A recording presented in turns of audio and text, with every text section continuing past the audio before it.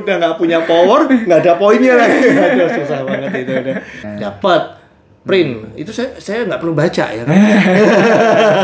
Yang dengerin nyatet poin-poin, aduh sorry ya Pak Bu udah nggak zaman. Ki rada mirip ini ki. Oke, siap. 1, 2, 3. Kreditnya jagung, nervous, apapun itu ya, mules gitu ya. Nah, termasuk gini Mas, kita kalau lagi take video gini kan kita kan buat bikin captionnya kan nggak kita ketik sendiri ya. Terus rahasia itu. Ya, teman-teman.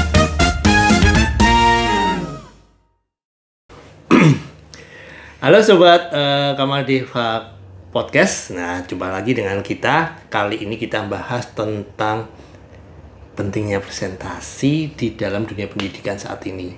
Kenapa sih itu kita anggap penting? Mungkin biar Mas Sony cerita sedikit ya tentang hal itunya. Oh ya. Ini gini Mas Arko. Saya tuh melihat fenomena di mana belakangan ini saya ada beberapa sekolah gitu ya. Kebetulan saya juga mau nyekolahkan anak saya. Ini dari TK mau masuk ke SD ya. Nah, mereka bercerita bahwa di sekolahannya mereka itu model pembelajarannya itu nggak kayak sekolah reguler pada umumnya biasanya gitu ya. Nah, yang nggak reguler itu yang seperti apa gitu kan.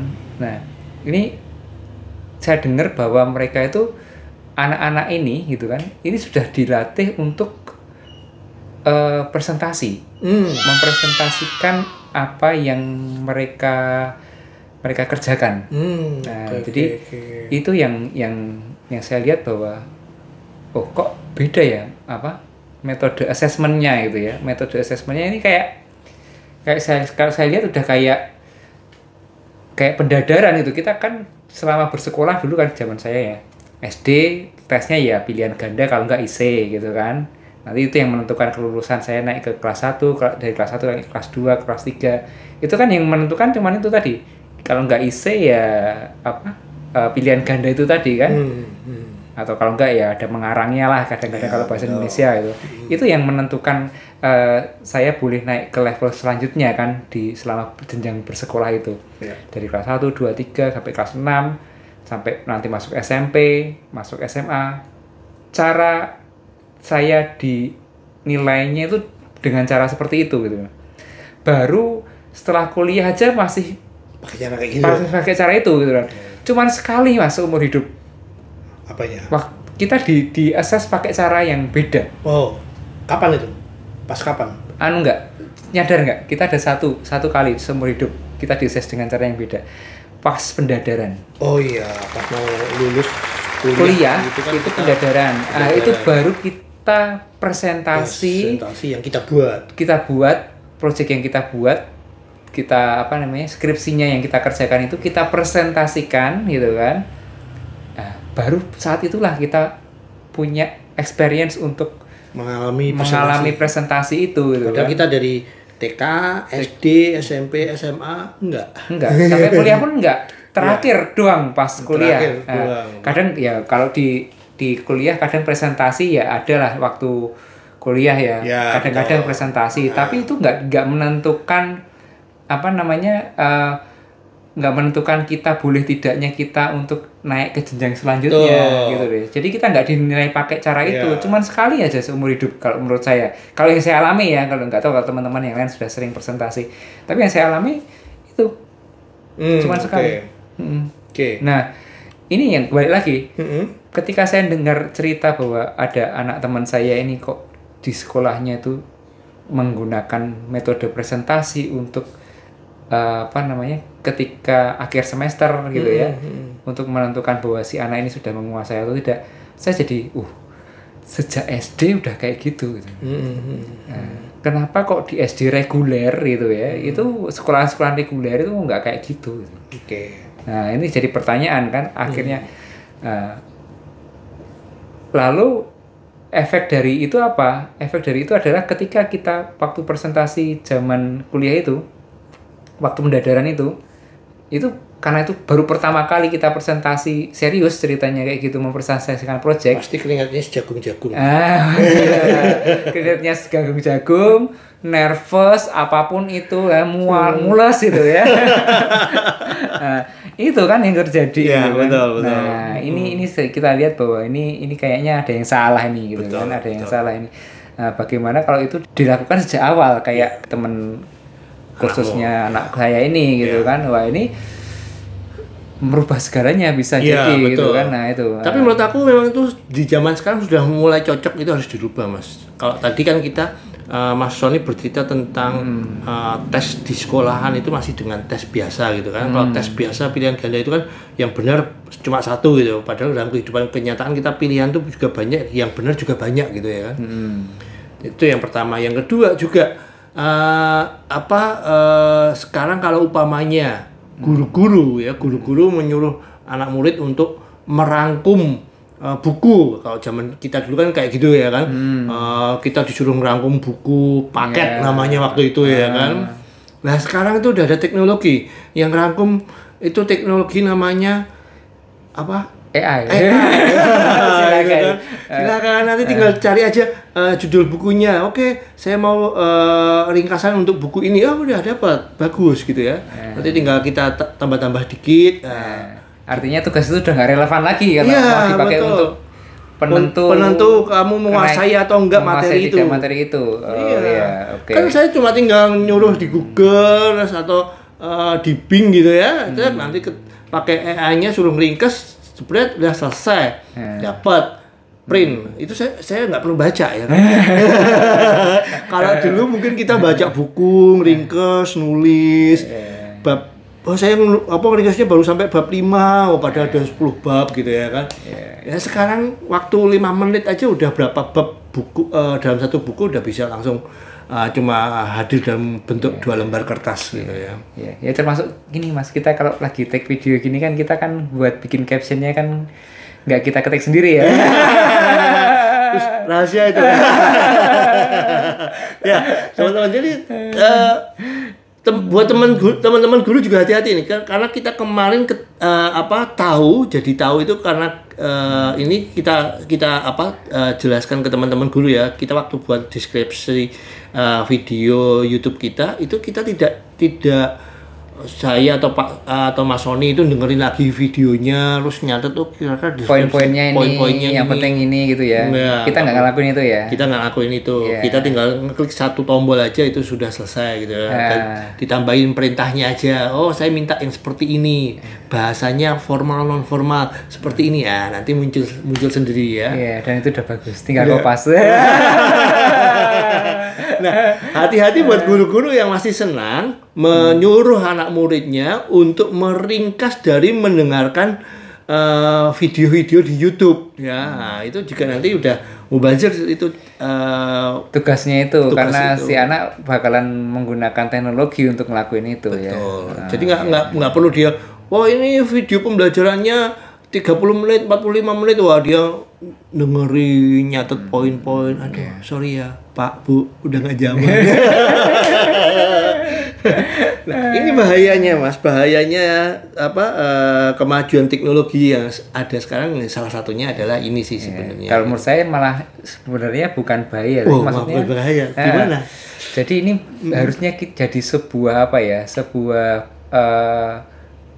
akhirnya kita harus punya cara baru untuk melakukan assessment tadi itu Mas. Jadi nggak bisa anak tadi para siswa tadi itu diassess dengan cara yang sama untuk semua anak. Yes. Ya betul, itu. Betul. Jadi kayak tadi itu yang model presentasi tadi itu, kan masing-masing anak akan mempresentasikan apa yang dia lakukan kan atau yang dia project yang dia kerjakan. Nah itu akan lebih valid buat guru untuk melihat bahwa si anak ini sudah layak belum untuk naik ke jenjang level selanjutnya. Nah, memang akhirnya jadi lama, Mas. Ya, saya lihat aja gini. Dari anak saya sendiri ya. Anak saya masih TK, dia belum pernah mengalami proses assessment yang tadi itu pilihan ganda atau kayak tes yang reguler yang biasa kita jalani di sekolahan itu belum mengalami. Tapi di tempat les pianonya dia, les musiknya dia kan harus ada jenjangnya tuh mas, naik level gitu kan. Nah, di tesnya tuh satu-satu mas, setiap anak itu dites, masing-masing anak itu ujiannya sendiri-sendiri mas. Iya. Dan itu sudah langsung di hadapan para pengujinya, itu. Dan dia kenalnya yang namanya tes itu yang seperti itu. Wow. Jadi malah anak-anaknya Mas Sony ini baru ini di les piano ya soalnya. Usia-usia TK atau SD ini udah kayak kita yang skripsi berarti ya. Itu dia. Dia sudah punya pengalaman itu gitu. Dia sudah punya experience seperti kita itu. Pada zaman TK SD dulu nggak punya pengalaman itu. Nggak punya, nekeran mas. Nggak dites. Sama loncat tali. Jadi ya itulah zamannya itu mas. Yang saya pikir itu yang beda itu zamannya ya. Jadi memungkinkan untuk ke arah sana. Terus si anak-anak ini juga saya juga jadi gini mas, ketika nanti masuk ke sekolahan reguler di SD-nya ini kan masuk ke reguler kan, dia kan lihat bahwa loh tesnya kok modelnya kayak gini, kok beda. Saya di tesnya kok bareng-bareng saat sekolahan, saat kelas ini kok sama tesnya gitu kan, diuji dengan materi yang sama gitu kan. Ini kan jadi mungkin saya nyebutnya mungkin konslet ya kayaknya dia ya. Gitu. Oh ternyata kayak gini gitu. Itu kan jadi kacau yang mengacaukan pemahaman dia bahwa yang namanya tes itu harusnya sendiri-sendiri gitu kan. Nah makanya ini di sini kita lihat bahwa si presentasi tadi itu itu juga mungkin satu hal yang penting untuk jadi alternatif untuk assessment, untuk menilai seorang siswa itu sudah siap belum untuk naik ke level selanjutnya gitu. Saya ada korelasi dengan dunia pendidikan sekarang, makanya ini ya Mas ya. Mas Nadiem itu kan kurikulum yang baru ada kurikulum Merdeka ya kan. Kurikulum Merdeka kan harus berbasis project ya kan. Berbasis project, dan itu kan kalau berbasis project kan berarti artinya waktu siswa itu mempertanggungjawabkan proyeknya berarti harus presentasi ya kan? Mungkin maksudnya Mas Nadiem itu tapi proyeknya dipresentasikan, tapi ya memang ada sih yang mempresentasikan. Tapi kan cuma di proyek itu aja, di mata pelajaran yang lain dinilainya pakai pilihan ganda, pakai IC gitu kan. Betul. Itu. Padahal kalau menurut kemajuan teknologinya, Bapak Ibu guru, saya kasih tahu ya bocorannya. Kita kan buat soal itu, saya juga punya pengalaman jadi guru dulu ya, guru komputer. Ya. Jadi kalau buat soal itu kan kita ada pedoman dulu. Kalau persentasenya saya lupa ya. Ini hanya perkiraan aja. Soal mudah 60%, lalu 25% soal sedang, lalu sisanya soal sulit. Nah, seperti itu tuh. Nah, itu ternyata dibuat pakai yang Mas Sony sebutkan tadi, AI itu ternyata juga bisa. Saya sudah pernah mencobanya Bapak Ibu guru. Jadi softwarenya pakai apa ya, nanti silahkan hubungin saya, nanya saya. Ini nggak promosi software, ini gratis kok Bapak Ibu, sebenarnya ada di dunia internet sana gitu ya. Nah, memang kembali lagi ke tadi masalah soal tadi ya. Nah, masalah assessment Mas. Iya, masalah assessment. Dan presentasi. Ya, betul. Presentasi untuk mengakses menentukan bahwa si anak ini sudah menguasai atau tidak gitu. Betul. Nah, ini masalah assessment ini juga kalau nggak diajarkan sejak awal gitu kan, atau nggak dilatihkan sejak dini, akhirnya si anak ini jadi nggak punya experience untuk mempresentasikan itu gitu ya. Nah, bahkan mungkin kalau misalnya selama kan sekarang sudah banyak nih Bapak Ibu guru yang mengajar pakai slide PowerPoint gitu. Jadi ingat zaman kuliah, slide presentasinya udah pakai PowerPoint tapi masih ngantuk ya. Ini boleh cerita Mas, itu kenapa Mas kok ngantuk Mas? Ya, gini teman-teman, jadi Bapak Ibu guru, waktu saya kuliah pun sebenarnya ya karena kami kuliahnya di teknologi ya, dosen yang ngajar kita juga harus pakai teknologi ya. Waktu itu udah pakai Infocus, pakai komputer. Waktu itu belum ada laptop ya, masih bawa di setiap ruang kelasnya itu ada komputer ya. Gitu. Nah, mereka presentasi pakai PowerPoint ya. Ingat kata-katanya pakai software yang namanya PowerPoint. Ya. Ini saya tekankan lagi kenapa nanti di belakang saya jelaskan. Nah, kejadiannya waktu mereka presentasi pakai PowerPoint itu bikin kita ngantuk. Karena apa Bapak Ibu? Yang mereka lakukan adalah memindahkan semua isi buku ke dalam lembar PowerPoint sehingga lembar-lembarnya jadi banyak banget teksnya. Betul, isinya teks semua. Nggak ada gambar-gambar yang menarik gitu ya. Terus itu kadang-kadang saking banyak, kadang-kadang ada beberapa dosen tuh malas mungkin berlembar-lembar karena pikir mereka nanti siswanya bisa langsung fotokopi gitu ya. Biar lembarannya nggak terlalu banyak, teksnya mohon maaf. Kalau dari belakang pakai kaca benggala lihatnya, kaca besar. Ya. Itu istilahnya zaman kapan itu? Kaca benggala apa gitu. Ini temannya anak temannya Mas Sony udah bingung ini kaca benggala apa sih Pak gitu kan ya. Oke. Nah, jadi karena teksnya runtut, banyak banget apa yang ada di belakang buku ibaratnya udah dipindah di situ. Nah, ini mereka tidak menggunakan teknologinya dengan benar menurut saya. Namanya aja udah PowerPoint ya kan.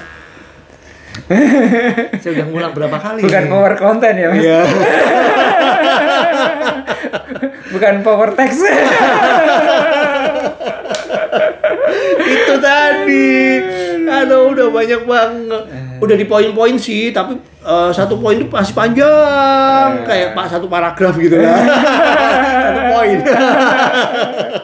Gitu. Ya. Nah, sehingga apa ya? Kita jadi ngantuk ngikutin karena ya dosennya saja jadinya kayak cuma membaca buku yang ada di dalam layar di depan kelas gitu ya. Gitu. Nah, ini bahkan sekelas dosen pun masih banyak atau pengajar pun pasti banyak yang seperti itu ya. Iya, betul. Itu. Betul. Nah, kalau yang kita diajarkannya seperti itu jadinya ya nanti yang para siswanya juga akan membuat presentasinya juga nggak jauh-jauh dari situ nanti Mas. Silakan itu nanti Mas. Yeah. Gimana dong? Nah, Oke. Presentasi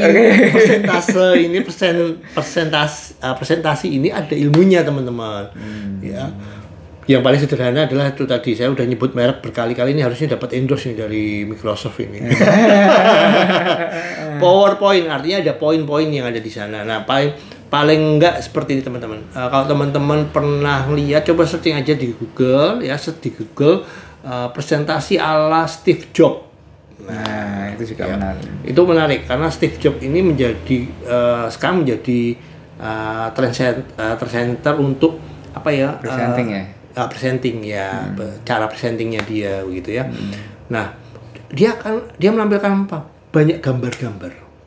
Lalu dia melakukan storytelling. Jadi orang itu cuma ke-trigger oleh gambar, tapi masuk dalam ingatannya dia tentang apa yang dia ceritakan. Ya. Nah, boleh cerita sedikit nih Mas? Boleh. Ya. Saya pernah ikutin pelatihan yang model kayak gitu. Jadi waktu pelatihan itu 3 hari, 2 hari itu saya full dipaksa untuk bikin hanya 2 gambar atau 3 gambar atau paling banyak 5 gambar. Lalu waktu itu untuk menceritakan, kita cerita. Ini pelatihan apa Mas? Pelatihan tentang presentasi tadi. Ya, presentasi. presentasi tadi ya itu. Nah, 2 hari kita dipaksa kayak gitu. Sampai kita berpikir-pikir, emang presentasi itu harus cuma 5 gambar ya? Atau presentasi itu cuma 3 gambar ya? Setelah hari ketiga baru kita diberitahu oleh tim mentornya, tim coachnya, pelatihnya itu bahwa sebenarnya gambar ini berapapun jumlahnya, ini hanya anchor, hanya untuk jangkar untuk membuat kita fokus ke depan dengan imajinasi kita lihat gambar itu dan mendengarkan cerita kita, mendengarkan cerita dari presenternya. Nah, itu masuk ke dalam diri kita dia. Gambar itu hanya menjadi sebuah jangkar atau anchor, bahasa kerennya seperti itu. Nah, kita dipaksa 2 hari seperti itu. Kenapa? Kata mereka, karena kita produk korban dosen tadi itu. Di mana PowerPoint-nya tidak mempunyai power. Ya. Jadi Powernya tidak punya power dan nggak ada poinnya. nggak ada poinnya. Udah nggak punya power, nggak ada poinnya lagi. Aduh, susah banget itu. Udah. Jadi jangan pakai PowerPoint lah.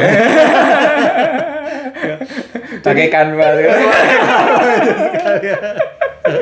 Jadi kita dipaksa untuk itu ya. Okay. Kita dipaksa untuk itu, terus baru hari ketiganya kita diizinkan untuk terserah mau pakai gambar berapapun terserah, karena kuncinya bukan jumlahnya, tapi kuncinya bagaimana kita menarik minat orang yang kita mendengarkan kita gitu loh ya, audiens kita itu.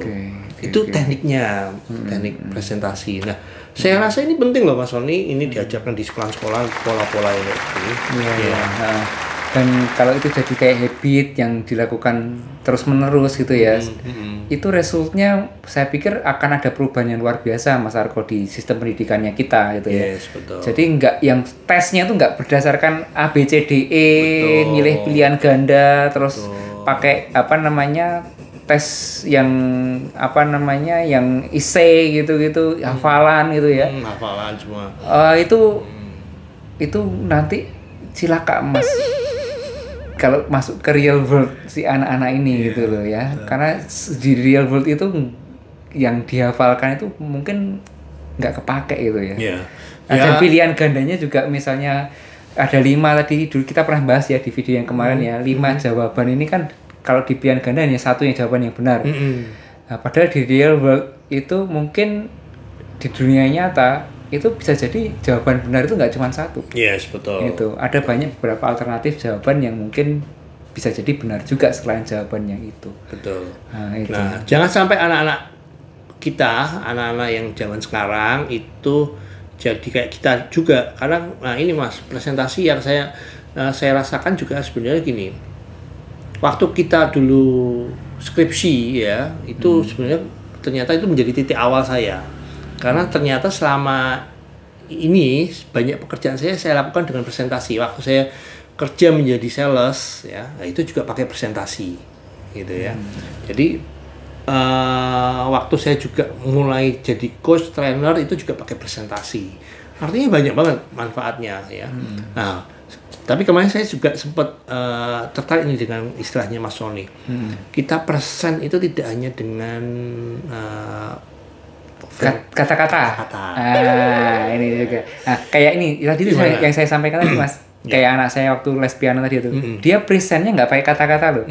Tapi pakai skillnya dia main musik. Itu presentnya dia kan pakai itu. Betul, gitu kan. Yang diuji adalah main musiknya. Iya, diuji sama itu.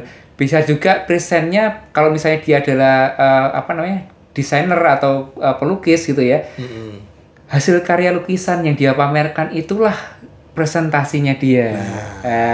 Jadi presentasi itu nggak selalu melulu tentang ini cara gaya kita berbicara public speaking gitu, enggak itu gitu. Tergantung apa yang mau dipresentasikan sebenarnya itu. Kayak misalnya kita kayak saya software developer gitu ya. Presentasinya saya ya bukan mungkin sedikit yang saya sampaikan dalam bentuk kata-kata, lebih banyak orang yang mengalami experience menggunakan aplikasi software itulah yang presentasinya di saat itulah saya presentasi sebenarnya gitu. Jadi presentasi ini luas ya teman-teman, tidak hanya public speaking atau kalau saya sebagai trainer ada menyampaikan ya itu dengan verbal begitu, tapi banyak banget ya kalau tadi yang tes musik ya dengan main musik dia, atau ada juga kalau tadi kayak Mas Sony sebutkan seniman gitu ya, saya dia pelukis ya dengan lukisannya, atau kalau olahragawan mungkin pakai gerakan Mas, olahragawan iya kan itu pakai gerakan, pakai kekuatan, pakai power, pakai kecepatan gitu. Dia menunjukkan teknik-tekniknya iya, gitu kan. itu presentasinya. Itu presentasinya versi gitu. Atlet misalnya betul. Seperti itu. Nah, berarti sebenarnya bentuk presentasi ini banyak banget pola-polanya ya. Itu hanya verbal, itu yang perlu kita pahami saat ini karena di luaran sana Mas Sony, orang ngomong presentasi itu pikirannya masih public speaking. Iya, memang. Ya Benar. kan? Jadi pikirnya wah berarti harus pakai PowerPoint, terus nanti menyampaikannya ke publik gitu ya, terus cara ngomongnya gimana. Ya bukan itu nggak penting, Itu nggak tapi itu penting. salah satu dari beberapa bentuk presentasi. Presentasi ya. Jadi teman-teman bisa melakukan presentasi dimanapun. Ya, bahkan kita dengan pasangan kita dengan keluarga, kita dengan anak kita ngajarin contoh Mas Son ini mengajarkan kepada anaknya mainan apa istilah kemarin itu namanya apa? Lego ya. Itu kan juga dengan presentasi sebenarnya ya, dengan presentasi ya. Ini harusnya dipasang di mana dan sebagainya kan dengan presentasi ya. Jadi presentasi ini hadir dalam hidup kita sebenarnya, itu pentingnya. Nah, kalau anak-anak tidak dibiasakan itu ya, tidak dibiasakan untuk berani untuk melakukan presentasi, dia tidak berani mengungkapkan apa yang dia bisa, wah itu bahaya banget ya. Di belakangnya nanti bahaya banget, dia jadi pemalu ya, terus jadi introvert, dia insecure, dia nggak berani mengungkapkan. Padahal dia bisa gitu ya, tapi dia berpikir tidak bisa dan sebagainya. Karena itu juga akhirnya juga berpengaruh ke pola pikir. Wah aku nggak bisa, padahal belum nyoba. Ya itu. Nah ini teman-teman banyak banget ya strategi untuk presentasi ini, cara tekniknya dan manfaatnya untuk presentasi ini. Makanya saya sangat mendukung ya programnya Mas Menteri. Ya, semoga ini 2024 nanti ganti menteri lagi, tidak ganti kurikulum. Kayak harapannya agak susah juga. Kita lihat nanti setelah Februari 2024 ya, gitu. Karena bagaimanapun juga ini sudah yang menurut saya ini sudah yang paling mendekati lah, paling tidak. Saya tidak mengatakan ini paling benar enggak, tapi ini paling tidak yang sudah mendekati di era sekarang ya. Idealnya untuk dilakukan saat ini lah ya. Betul. Mungkin yang pilihan ganda sama IC tadi juga ideal Mas, tapi dulu gitu ya. Dulu itu ideal gitu loh. Terus ngerangkum buku itu juga ideal. Dulu ya. Lalu nonton YouTube lalu suruh ngeringkas itu juga ideal. Beberapa sebelum ada AI. Jadi semua itu ada ada waktunya. Waktunya cocok dilakukan kapan nah, gitu ya. Saat ini menurut saya adalah kurikulum merdeka yang ada project dan presentasinya itu sudah sangat cocok untuk era ini. Semoga ganti menteri tidak ganti kurikulum. Itu saja. Terima kasih. Udah hampir 30 menit lagi. Thank you. Thank you semua. Sampai jumpa di podcast kita selanjutnya. Bye.